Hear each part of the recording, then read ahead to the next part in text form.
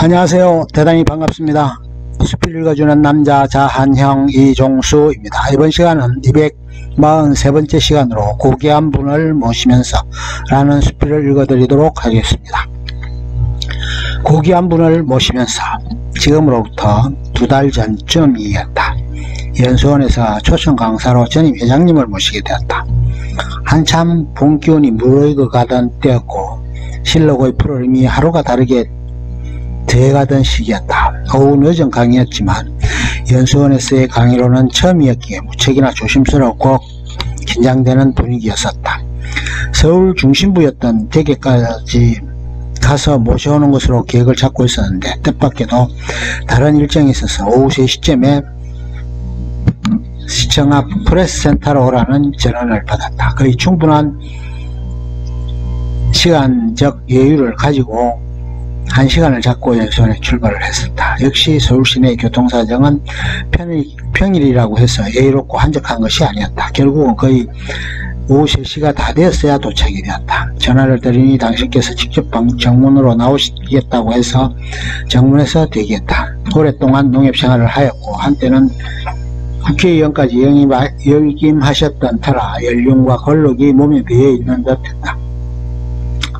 동성에서 연수원까지 오는 내내 강의 주제와 교육 대상자들에 관해 자세하게 말씀을 드렸고 연수원의 현황과 운영 내용에 대해서도 간략하게 설명을 드렸다. 현역 시절 열정적이셨던 모습이나 활력은 찾아볼 수 없었다. 하지만 형언할 수 없는 날카로운 눈빛은 여전했고 전체를 아우르는 관록과 통찰력은 더욱 빛을 발하는 형국이었다.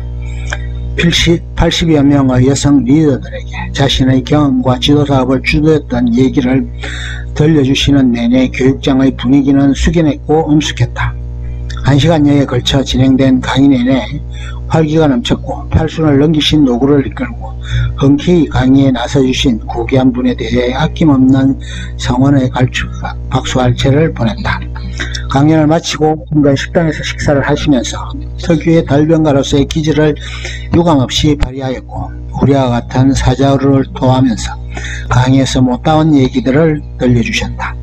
굳이 전철역까지만 데려다 달라고 하는 것은 결코 예의라고 아니라고 해서 배까지 모셔다 드렸다. 서울 시내 퇴근길 교통 정체는 하루 이틀에 해결될 문제가 아니었다. 거의 2시간여가 소요되었다. 고귀하신 분을 모시면서 들었던 내용은 2가지였다. 첫 번째는 우면산 사태와 관련된 것이었다. 몇 년 전 얘기였는데 아직도 명확하게 결론 지어진 것이 없는 듯했다. 그것이 과연 인재였느냐 자연재해였느냐 하는 부분에 대해서도 결론 지어진 것이 없었다. 보상이라고 구청에서 내어놓은 것은 100만원이었다. 고귀한 분은 그것을 사용하셨다. 그 이후 일정 기간 동안 의료보험의 적용이 무보험으로 적용된 적이 있어서 사모님께서 병원 치료 시 잠깐 혜택을 본 적이 있었는데 그것이 전부였단다. 참으로 안타까운 부분은 어떤 일이든 민원을 제기하면 그것이 그렇게 제대로 수용되고 처리되는 것이 쉽지 않다는 것이었다. 서울의 행정이라는 것이 민원인에 의해 해결되는 것이 아니다. 사업자 집단의 요청 요구에 의해 처리되고 운영되는 것이 다반사라는 것이다. 국회의원까지 지낸 사람이 요구하는 것에 대해서도 그렇게 묵살하고 외면하기 일수인데 일반 국민이 요청할 경우에는 더욱 묵불인견이라는 것이다. 그러면서 구청에서 행사만 있으면 꼭 초대를 해서 얼굴마다 머리 노릇을 자주 시킨다는 것이다. 참으로 알 수 없는 경우라는 것이다. 두 번째 얘기는 재임 시절 있었던 군납에 관련된 얘기였다. 중앙회장에 대한 직선제가 실시되었고 초대 직선을 예정이 되었다. 조합장들의 여러와 같은 지지에 힘입은 바 같다. 그렇게 하는 와중에 고량지 배추의 주산지 조합장들과 약속을 했고 공약으로 내건 것이 있었다. 그것은 배추의 가격을 인상에 납품하게 해주겠다는 것이었다. 그런데 막상 군납에 대한 계약을 체결할 때 보니 국방부에서 난색을 표했다는 것이다. 가격 인상은 안 된다는 것이다. 결국 군납 계약은 무산되었다. 당시 국방장관은 육사 출신의 실체였는데 만나는 것도 쉽지 않은 상황이었단다. 우여곡절 끝에 만나기는 했는데 씨알도 먹히지 않았다. 한동안 군인들은 배추를 농협에 통해 공급받지 못하게 되는 상황이 되었다.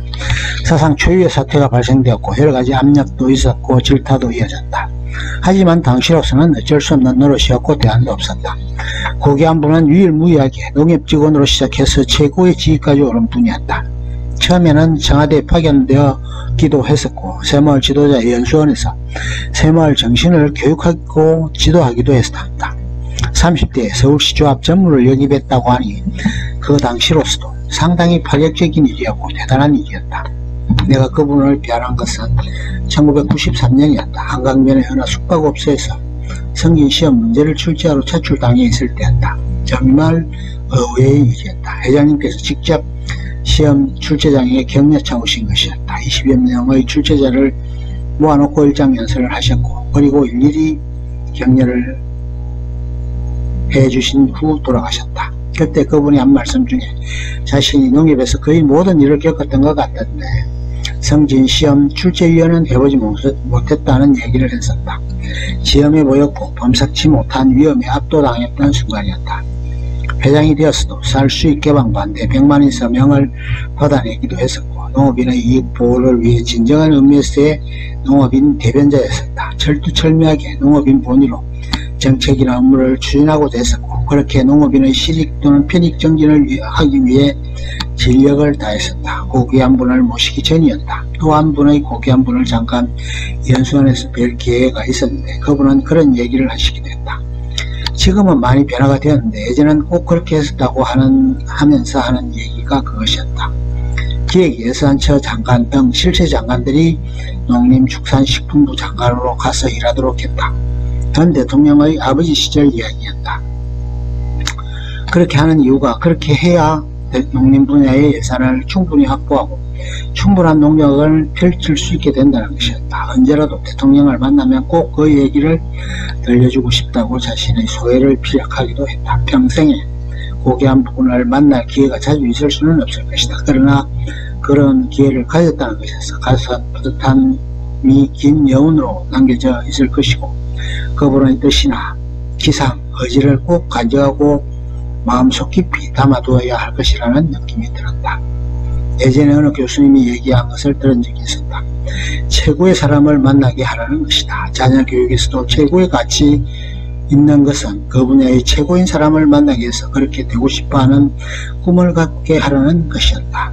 아놀드 슈왈츠제네거는 세 가지 꿈을 가졌다. 영화배우가 되는 것, 두 번째 케네디가의 사람과 결혼하는 것, 세 번째 캘리포니아 주지사가 되는 것이었단다. 세 가지 꿈을 모두 이루었다. 꿈을 꾸는 사람은 그 꿈을 이루어가기 위해 노력하기 마련이다. 고귀한 분을 모시면서 모든 꿈을 이뤘던 성공한 성취자의 면모를 가까이에서 뵐 수 있는 기회를 가졌던 것에서 큰 보람이 있었던 듯하다. 항상 건강하시고 편안한 노후를 보내시길 기원해본다. 좋으면 좋아요, 구독 눌러주세요. 감사합니다.